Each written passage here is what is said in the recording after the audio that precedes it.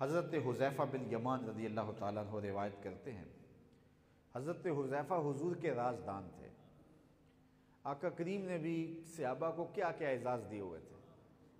حضور جب کہیں سفر پہ جاتے تو ایک صحابی ساتھ ہوتے جو حضور کے نالین اٹھا لیتے، تو انہیں ان کا لقب تھا صاحب النالین، حضور کے جوڑے اٹھانے والے۔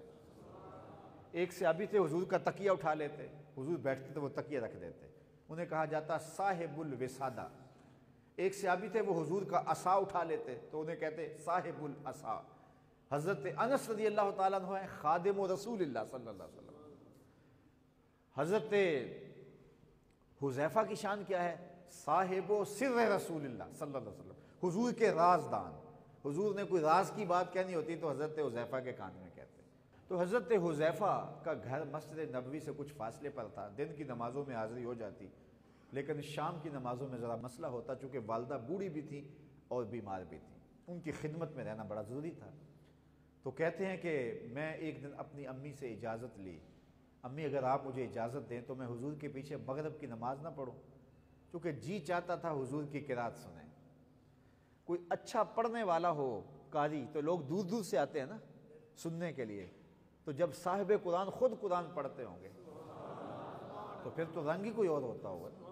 تو حضرت حذیفہ کہتے ہیں میں نے ماں کو کہا امی اگر آپ اجازت دیں تو میں حضور کی خدمت میں حاضر ہوتا ہوں، اور میں لالچ یہ دی ماں کو کہ میں آپ کے لیے اور اپنے لیے حضور سے مغفرت کی دعا کرواؤں گا۔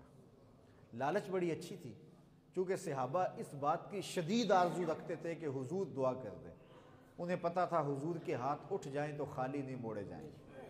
اعلی حضرت بولے اجابت کا سیرا عنایت کا جوڑا، دلہن بن کے نکلی دعائے محمد صلی اللہ علیہ وسلم۔ کہتے ہیں میں حضور کی خدمت میں حاضر ہو گیا، فصلیت معہ المغرب، میں نے حضور کے پیچھے مغرب کی نماز پڑھی۔ سلام پھرا تو میرا دل دھڑک رہا تھا، کوئی لمحہ مل جائے، گھڑی مل جائے تو میں حضور سے عرض کروں کہ میرے لیے اور میری ماں کے لیے مغفرت کی دعا کر دیں۔ فصلی حتی صلی العشاء، لیکن حضور نوافل کے لیے کھڑے ہو گئے۔ نماز مغرب پڑھی تو صلاۃ الاوابین کے نوافل، دیگر نوافل، حضور مشغول ہو گئے۔ میں رہ کے سوچتا رہا کہ کوئی لمحہ مل جائے حضور التفات کریں تو میں ماں سے وعدہ کیا تھا کہ آپ کے لیے اور اپنے لیے مغفرت کی دعا کرواؤں گا، تو چھٹی بھی شرط پہ لے کے آیا ہوں تو میں حضور سے عرض کروں۔ لیکن حتی صلی العشاء، یہاں تک کہ عشاء کا وقت ہو گیا، حضور نے نماز عشاء پڑھائی۔ اب جب سلام پھرا تو پھر میرے دل کی دھڑکن تیز تھی کہ کوئی دو گھڑیاں مل جائیں تو میں حضور سے عرض کروں کہ میرے لیے اور میری ماں کے لیے مغفرت کی دعا کر دیں، اس لیے کہ ماں سے ایک نماز کی چھٹی لے کے آیا تھا، نمازیں بھی دو ہو گئیں اور ابھی تک دعا بھی نہیں کروا سکا، اور اگر یوں ہی چلا گیا تو ماں نے پوچھنا ہے حضور سے دعا کروائی تھی تو کیا جواب دوں گا، تو چھٹی تو پھر بھی کبھی لینی ہے۔ تو کہتے ہیں کہ جب حضور نے عشاء کی نماز پڑھائی اور ثم فتلا، پھر حضور علیہ الصلوۃ والسلام جو ہے وہ حجرہ عائشہ کی جانب بڑھ گئے۔ اب میرے دل میں تھا کہ حضور سے میں نے دعا کروانی ہے، اپنے لیے بھی اور اپنی ماں کے لیے مغفرت کی، بخشش کی دعا کروانی ہے۔ حضور تو تشریف لے جا رہے ہیں تو ماں کو کیا جواب دوں گا؟ فتبعتہ، تو میں حضور کے پیچھے چل پڑا۔ تو تھوڑی سی رفتار ہو گئی تیز، تو میرے قدموں کی آواز پیدا ہو گئی۔ تو جب قدموں کی آواز اٹھی نا تو حضور علیہ الصلوۃ والسلام نے رخ پھیرے بغیر فرمایا من ھذا، یہ میرے پیچھے پیچھے کون آ رہا ہے، یہ میرے پیچھے پیچھے کون آ رہا ہے؟ پھر خود ہی فرمایا حذیفہ تو نہیں، یہ حذیفہ کے قدموں کی آواز لگتی ہے، حذیفہ تو نہیں۔ تو قلت تو نعم، میں نے کہا جی حضور میں حذیفہ ہوں۔ تو حضور نے فرمایا ما حاجتوں کا غفر اللہ لک ولی امک، اللہ تجھے بھی بخش دے، تیری ماں کو بھی بخش دے، کیا کام ہے؟ اللہ تجھے بھی بخش دے، تیری ماں کی بھی مغفرت فرما دے، کیا کام ہے؟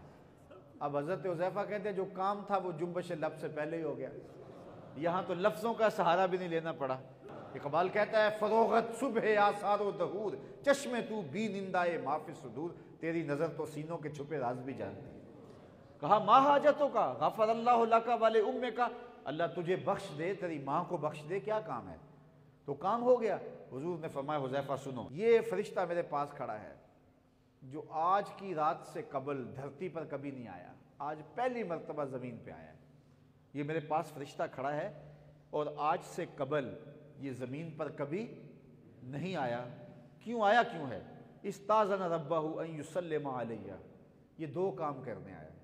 ایک تو اللہ سے اجازت لے کے آیا ہے کہ مالک تیرے محبوب کو سلام نہ کراؤں، مجھے سلام کرنے آیا ہے۔ دوسرا مجھے خوشخبری دینے آیا ہے کہ آپ کی بیٹی فاطمہ جنتی عورتوں کی سردار ہے اور حسن حسین جنتی جوانوں کے سردار۔